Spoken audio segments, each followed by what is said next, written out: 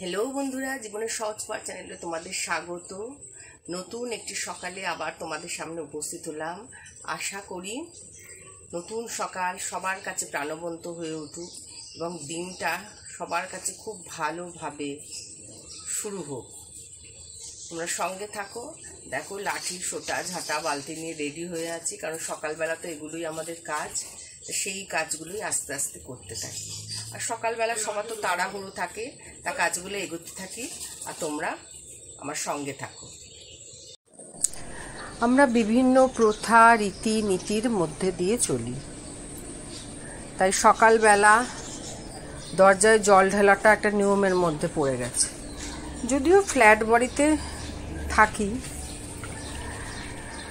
একটা মেনটেনেন্স দেওয়া হয়, পরিষ্কার ঝরিষ্কারের জন্য লোকও আছে, কিন্তু ওই বললি যে কোনো কাজ প্রতিনিয়ত করতে করতে সেটা একটা অভ্যাসে পরিণত হয়ে যায়।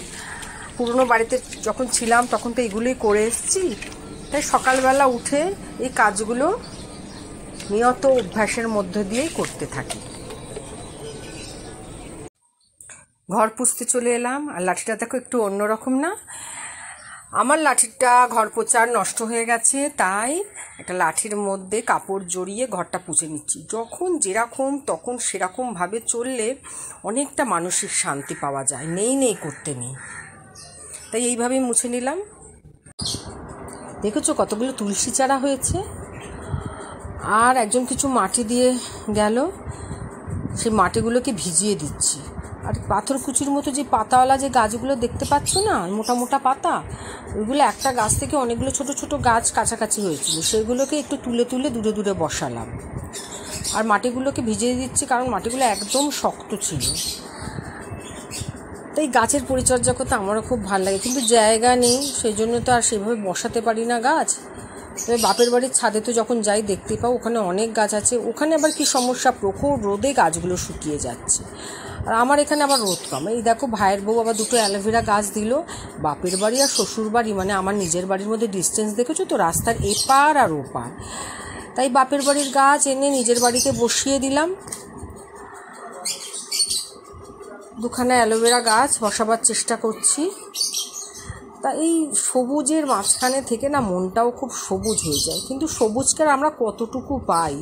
ছোটোবেলায় যে সবুজের মধ্যে বড় হয়েছি, সেই সবুজ তো জীবন থেকে হারিয়ে যাচ্ছে। তাই তো এত সমস্যা, এত শারীরিক সমস্যা নিয়ে আমরা জর্জরিত। মানে অক্সিজেনের অভাব আমাদের মধ্যে খুব চলে আসছে। শুদ্ধ বাতাস আর কতটুকুই বা আহরণ করতে পারছি?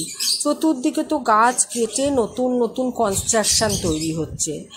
ঝাঁ চকচকে জীবনযাত্রায় হারিয়ে যাচ্ছে আমাদের সবুজ গাছগুলো। তাই চেষ্টা করছি কিছুটা সবুজ করার। জল খাবার খেতে খেতেই তোমাদের সাথে কথা বলতে চলে এলাম। এরকম কাজকর্মের মধ্যে দিয়েই কথা বলি, আবার কোনো সময় বসেও তো কথা বলি। তোমরা জানোই, বসে কথা বলতে আমার বেশি ভালো লাগে কাজকর্মের মধ্যে দিয়ে। আজকে এটা মানে গতকালকে দোকানে একজন এই ঠাকুরের ভোগ দিয়ে গেছে, মা কালীর ভোগ, তা সেটাকেই আজকে খাচ্ছি। কালকে একটু মুখে ঠেকিয়ে রেখে দিয়েছিলাম, অনেক রাত্রি হয়ে গেছে বলে না, আর খাইনি। এটা তো খিচুড়ি ভোগ, এখনো ভয়ে ভয়ে চলি খাওয়া দাওয়ার ব্যাপারে, তা সেই জন্য খাইনি। যদিও জানি মা মঙ্গলময়ী, কোনো ক্ষতি হয়তো আমার হতো না, কিন্তু তাও একটা চাপা ভয় তো সবসময় কাজ করে। কোনো একটা কিছু নিয়ে যদি ভীতি মনের মধ্যে একবার চেপে বসে না, তখন সেটা এক এক সময় প্রকট হয়ে ওঠে। তা সেটাকেই খাচ্ছি।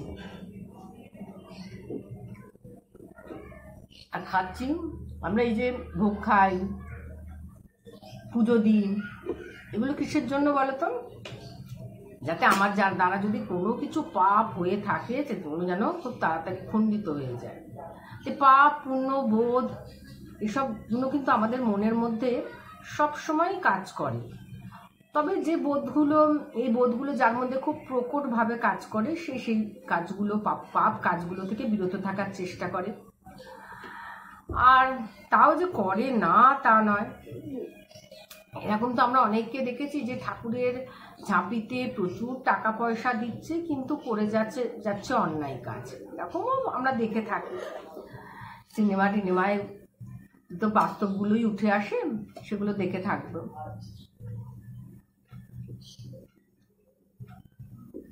আর সিনেমা কেন, আমাদের রাজনৈতিক মহলেই দেখো না কেন কত কি হচ্ছে, কত কি তো পেপারে আমরা পড়ি, সেগুলো থেকে তো অনেক ঘটনাই আমরা জানতে পারি। এই যে পাপ পুণ্য, এক একজনকে দেখি যে সারা জীবনই তার কষ্ট, মানে জবে থেকে দেখছি এরকম আমার প্রচুর পরিচিত আমি দেখেছি, যে আমি মানে ছোটবেলা থেকে যখন জ্ঞান হয়েছে তখন থেকে দেখছি যে সে কষ্ট করে যাচ্ছে, এমনকি লাস্ট দিন পর্যন্ত তার কোনো মানে সেই কষ্টেরই জীবন, কোনো শান্তি সে সেইভাবে পেল না। সেই খাওয়া দাওয়ার কষ্ট, আর অর্থনৈতিক সমস্যা থাকলে তো সব দিক দিকেই সমস্যা হবে, এরকম আমি মানুষজনকে দেখেছি। কিন্তু তাকে আমি সেরকমভাবে কোনো অন্যায় কাজ, সাধারণভাবে থাকতে গেলে ঝগড়া বিবাদ অশান্তি এরকম তো চলতেই থাকে, কিন্তু সেইভাবে কোনো অন্যায় কাজ কিন্তু তাকে আমি কোনোদিনও করতে দেখিনি।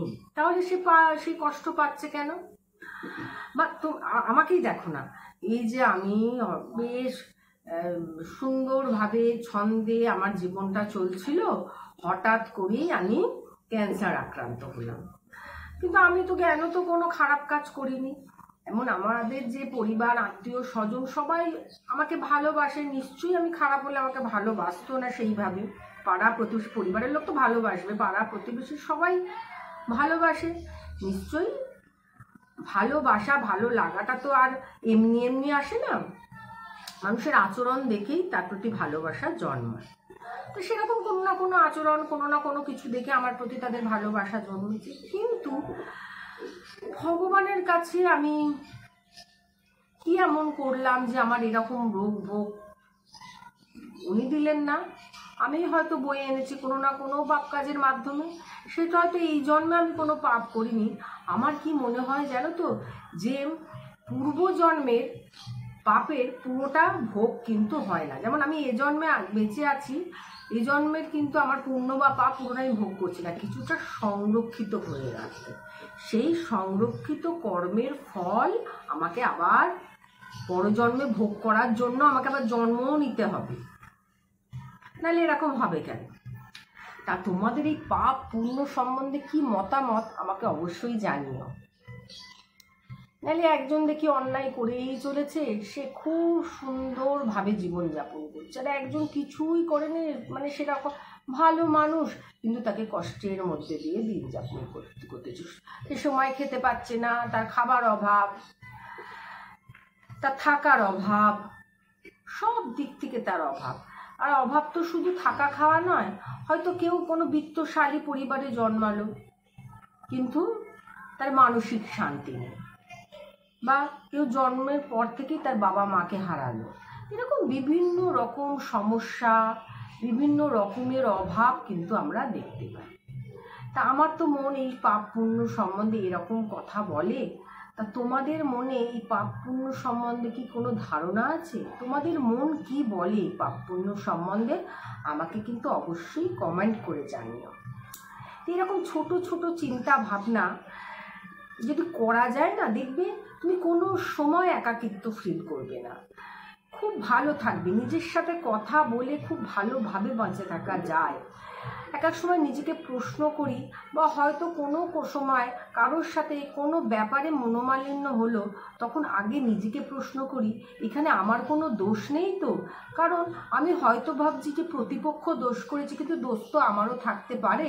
তা ঠান্ডা মাথায় একান্তে বসে যদি সেটা চিন্তা করা যায়, তাহলে দেখা যায় হয়তো কিছুটা আমার দোষ থাকলেও থাকতে পারে। আর তখন যদি অনুশোচনা বা সংশোধনের ভাব আমার মনের মধ্যে জাগে, তাহলে কিন্তু অশান্তি অনেকটাই কমে যায় আর পরিবেশটা অনেকটা শান্ত হয়। তা এইভাবেই এখন থাকার চেষ্টা করি। যত বয়স হচ্ছে, যত অভিজ্ঞতা বাড়ছে, নিজেকে নতুনভাবে প্রকাশিত করতে পারছি, ভাবতে পারছি যে আমিও ঠান্ডা মাথায় অনেক কিছু চিন্তা করতে পারি।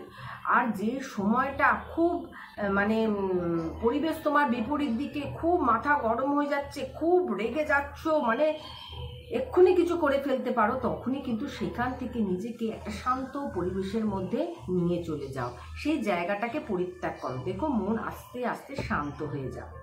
তো এরকম ভাবেই আমি চলার চেষ্টা করি। তাহলেও যে মাথা গরম হয় না তাও কিন্তু নয়, সেটা খুব সামান্য চেষ্টা করি মাথাটাকে ঠান্ডা রাখার। আর চোটপাট বেশি মাথা গরম কার উপর করি বলো তো? যদিও সেইভাবে হয় না আমাদের ছেলেরও, ওকে বলি, আবার ও দেখি অনেক রকমভাবে আমাকে বোঝাবার চেষ্টা করে। তাই বাচ্চাদের কাছেও অনেক কিছু শেখার আছে, আমিও বোঝার চেষ্টা করি। সেই সময়টা একটুখানি নিজেকে সংযত করে নিয়ে ঠান্ডা হবার চেষ্টা করি। তা যাই হোক, আজকে এরকম আধ্যাত্মিক ব্যাপার স্যাপার আমার চিন্তা ভাবনা নিয়ে আলোচনা করলাম। দেখো আমার আর খাওয়াটা হচ্ছে না এখন, ওরা তো সবাই বেরিয়ে গেছে। এখন দুপুরবেলা আবার নতুন করে ভাত বসাবো, আর একদম সিম্পল মাছের ঝোল ভাতই রান্না করবো।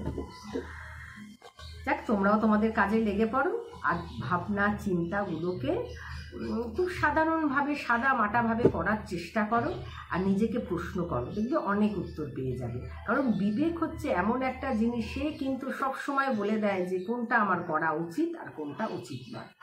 তাই তাকে জিজ্ঞাসা করো। তাই আজকের মতো ভিডিওটা এখানেই শেষ করলাম। প্রত্যেকে সুস্থ থেকো, প্রত্যেকে ভালো থেকো, আর মানসিক সুস্থতার সাথে সাথে শারীরিক সুস্থতাও কামনা করি প্রত্যেকে। আজকের মতো টাটা।